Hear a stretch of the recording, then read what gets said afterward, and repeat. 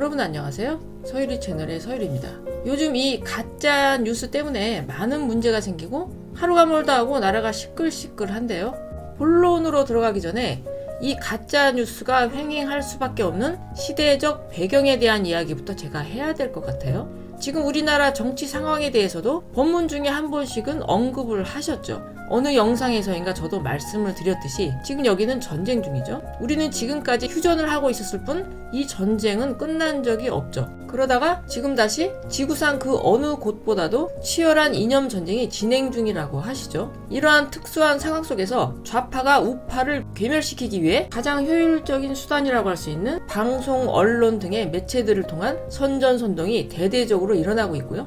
그렇기 때문에 가짜뉴스 문제는 어쩔 수 없는 시대적 사회 현상으로 견고히 자리가 잡힌 상태라고 봐야 되겠죠. 결국 언론 조작으로 대중을 선동을 함으로써 여론을 왜곡시킨과 동시에 정치권의 반국가 세력들은 외향적으로는 합법적이지만 그 실제 내용은 그야말로 불법적인 방법으로 이 나라의 체제를 뒤집으려고 하는 상황인데요. 근데 여기서 가장 무서운 사실은 이러한 모든 일들이 대부분의 사람들이 인지할 수 없는 정말 교묘한 방식으로 체제의 전복이 진행되고 있다는 거죠. 우리가 소설이나 영화를 보면 쥐도 새도 모르게 초고도로 발달된 과학 문명을 이용해서 소수의 집단이 나머지 대중을 노예화하고 영구적인 감시 시스템을 구축해서 이 매트릭스에서 그 누구도 벗어날 수 없도록 만들어버리는 그런 이야기가 가끔 나오죠. 조지 오웰이라는 사람도 1984라는 소설을 통해서 이러한 일들이 미래에 얼마든지 일어날 수 있다고 경고를 한 것이라고 저는 생각을 하는데요. 그러니까 지금 우리의 상황은 불행하게도 자유민주 체제에서 좀 더 진화된 다음 단계로 상승하는 것이 아니라 전체주의로 퇴보하는 과정에 들어가려고 하고 있다는 것이고요.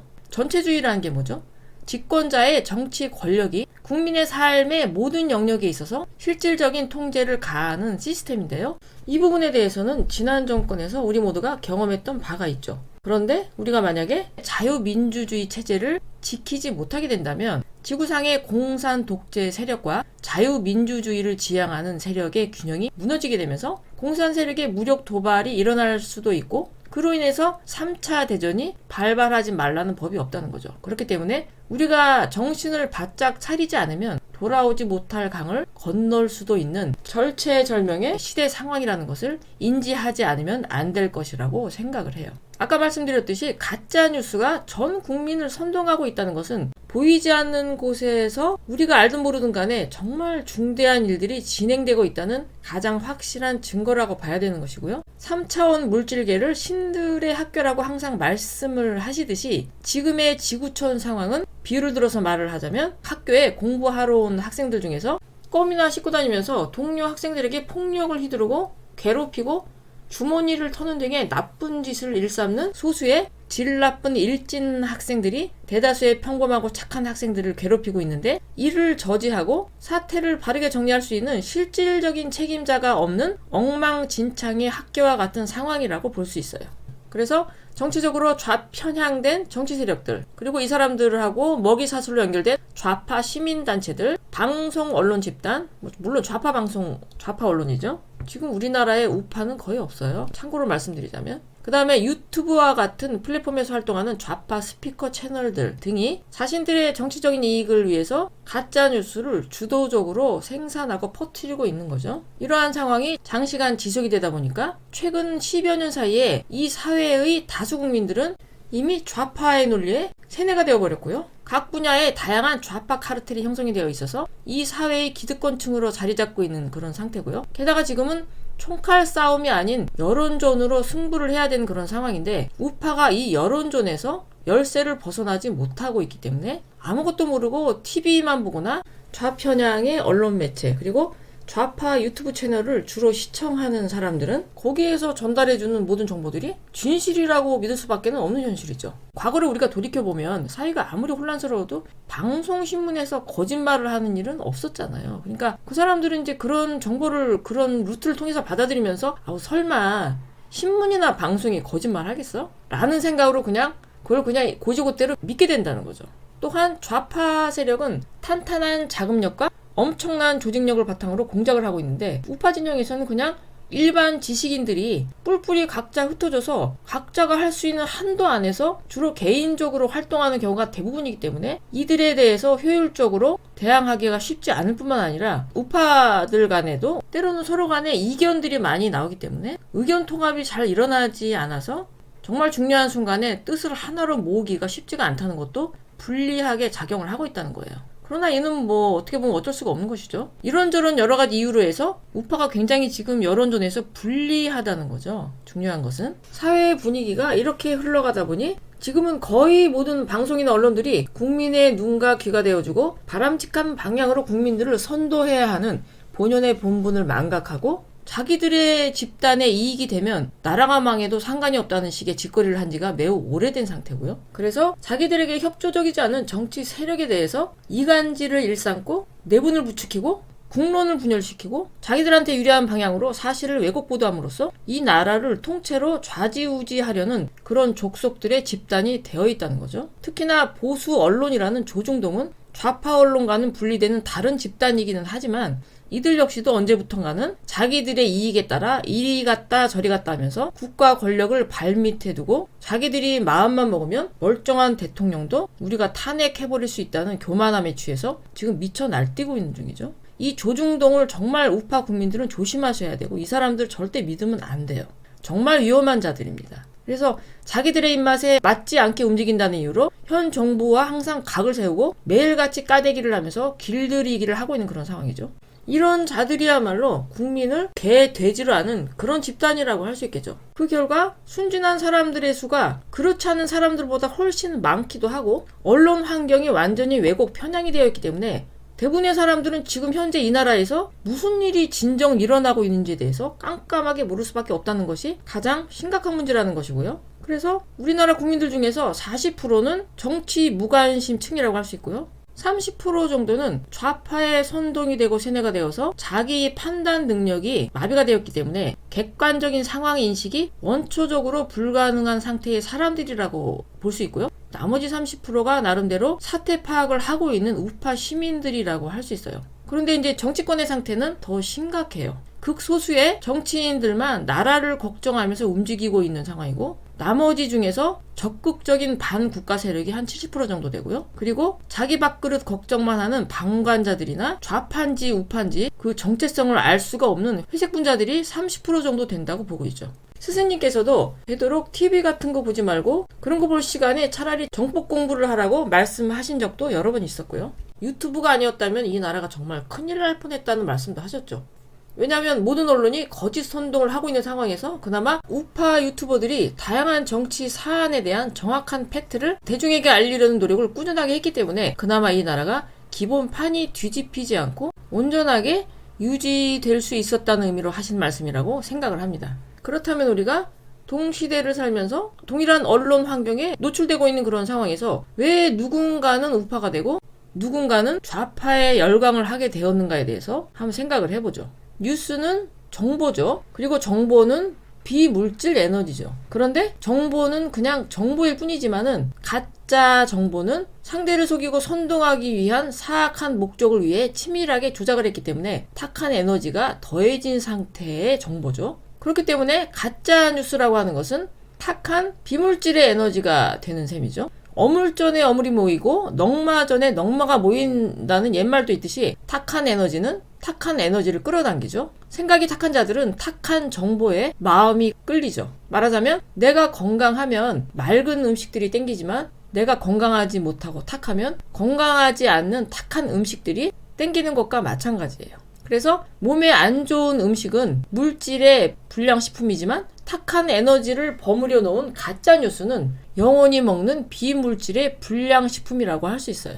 여기서 탁하다는 말의 의미는 나의 정신 상태가 바르지 못해서 내 영혼의 에너지 상태가 탁하다라는 뜻인데요. 예를 들어서 습관적으로 남 탓을 한다거나 특정 집단에 대해서 분노와 증오심이 매우 깊이 자리 잡고 있다거나 마음속에 쌓아놓은 분노심이 많아서 툭하면 누군가와 잘 다투거나 뒤에서 욕하고 흉보는 거를 취미로 삼고 성향이 비슷한 사람들끼리 단체로 모여서 누군가들을 욕하면서 카타르시스를 느끼는 사람들이 주로 이에 해당하죠. 이러한 특징들은 좌파 성향의 사람들에게서 주로 나타나는데요. 그들의 내면에 애초에 내재하고 있는 분노심을 끄집어내어서 특정 대상에게 그 분노를 쏟아 부을 수 있도록 해방구를 마련해주는 것이 왜곡 편향된 정보들의 주된 역할이라고 할 수가 있어요. 그래서 일반적인 경우에는 어느 정도의 객관적인 태도를 가지고 다양한 정보를 수집하는 경향을 보이는 반면에 생각이 탁해서 발음 분별이 어려운 경우에는 스스로가 이미 편향이 되어 있기 때문에 정보 수집이 일어나는 단계에서부터 편향된 정보만을 수집하게 되고 다른 성향의 정보에 대해서는 마음을 열지 않게 되는 거죠. 그래서 우리가 예를 들어서 유튜브의 홈페이지를 딱 열었을 때 많은 정보들이 다양하게 뜨지만 나의 입맛에 맞는 영상들만 클릭을 하게 되고 그런 성향의 정보만을 취하기 때문에 나는 갈수록 편향된 세계에 갇힐 수밖에 없는 것이고요. 이것이 바로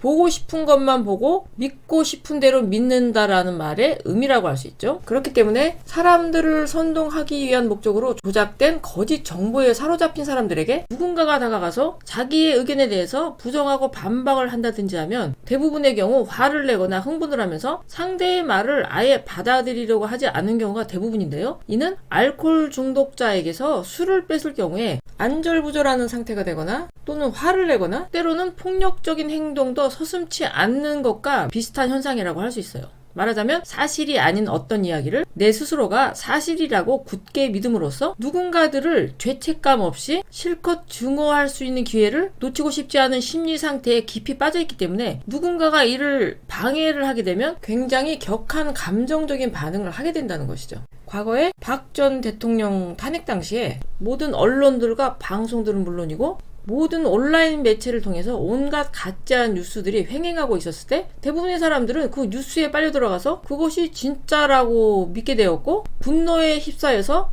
박통을 비난하고 촛불을 들고 거리로 뛰쳐나와서 탄핵 운동에 앞장을 섰었죠. 다시 말하면 순진한 국민들이 좌파의 정치 선동에 맥없이 넘어간 거죠.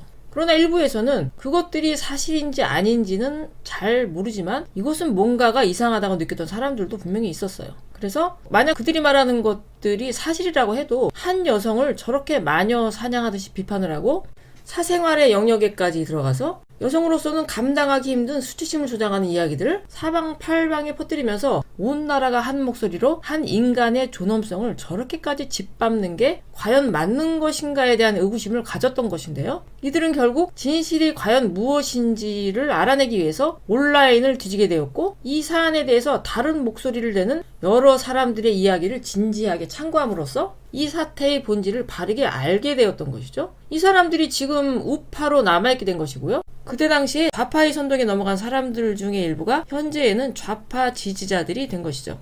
그래서 내가 정상적으로 바른 사고를 하는 경우에는 가짜 정보를 접하면 거부감부터 일어나면서 이것의 진위 여부에 대한 의심이 강하게 들거나 이것이 설령 사실이라고 해도 그거를 가지고 비난하는 것은 인간적인 도의에 맞지 않다고 느끼거나 그 속에 숨겨진 악한 의도와 유치하고 과도한 과장이 읽혀지거나 때로는 뭔가 섬찟하고 기분 나쁜 느낌이 들기도 하기 때문에 감각적으로 가까이 하게 되지 않은 경우가 많다라는 거죠. 결국에는 악의적인 목적으로 조작해놓은 가짜뉴스에 내가 넘어간다는 것은 나의 도덕성의 결핍이나 내가 속해 있는 세상에 대한 어느 정도의 부정적인 태도나 심리 상태 때문에 일어나는 일이라고 결론 지을 수 있다는 거예요. 그렇다면 다양한 정보들의 진위 여부를 분별하는 합리적인 방법은 무엇일까요? 가짜뉴스가 되었든 진짜 뉴스가 되었든 외부로부터 들어오는 대부분의 정보들은 어차피 그 진위 여부에 대해서 바로 그 자리에서 판가름 나지 않은 경우가 많다는 것인데요. 특히나 누가 어땠다고 하더라 라는 형태의 정보들은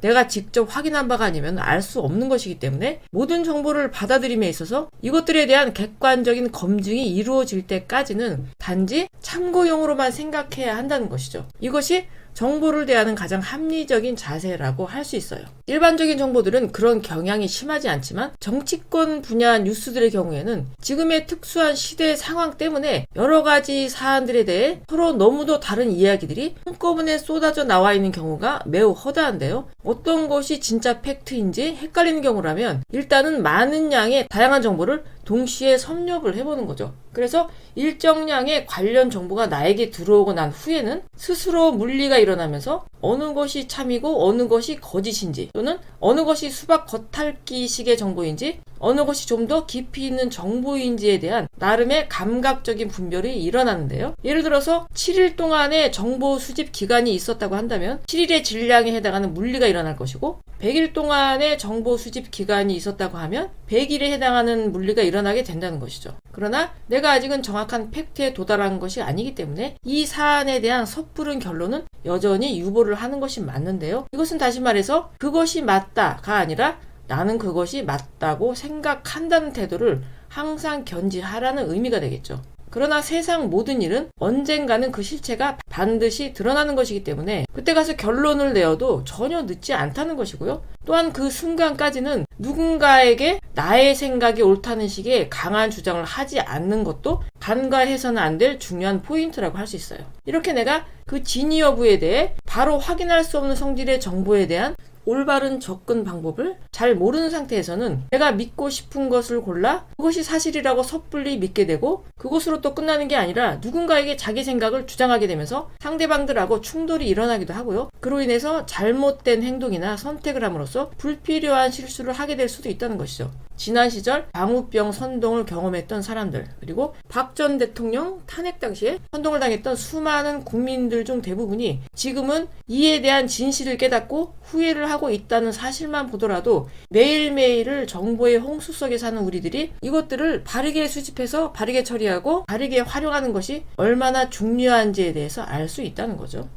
지금의 극도로 혼란한 상황은 결국 우리들의 평균적인 의식의 상태가 얼마나 질떨어지는지에 대해 알게 해주는 하나의 정확한 지표라고 할 수 있는데요. 이것은 일반적인 방법으로는 근본적으로 해결할 수 없을 정도로 대단히 어려운 문제라고 저는 생각을 하고 있어요. 다시 말해서 많은 사람들이 자기도 모르는 사이에 사회에 대한 여러 가지 불만이 쌓이게 되고, 그러면서도 본인의 성찰은 뒷전이고 상대부터 탓하고 불평불만하는 그릇된 습관에 젖게 된 것인데요. 이런 태도를 견지하게 되면서 자연스럽게 마음속에 분노가 쌓이게 되는 거죠. 그래서 이 분노심을 표출하기 위한 적절한 출구를 찾다 보니 사악한 자들의 정치적인 선동에 휘말리게 되고 자기 인생을 망치고 나라를 망치는데 힘을 보태고 있다는 거예요. 우리 국민들이 가장 많이 걸려있는 대표적인 병 중에 하나가 남 탓하는 병이라고 말씀을 자주 하시는데요. 지금 이 나라가 돌아가는 모양새를 보면서 남 탓하는 사람들이 많아지면 그 사회는 결국 퇴보를 할 수밖에 없다는 사실을 우리는 처절하게 깨달아야 되겠죠.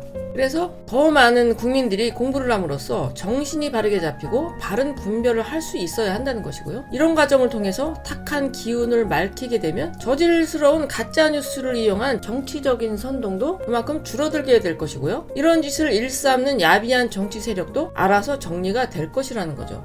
이렇게 나를 맑힘으로써 영적인 면역력을 높이는 것은 병균의 침입을 스스로 처리할 수 있는 신체의 면역력을 높임으로써 질병을 예방하는 것과 같은 것이라고 저는 생각을 합니다.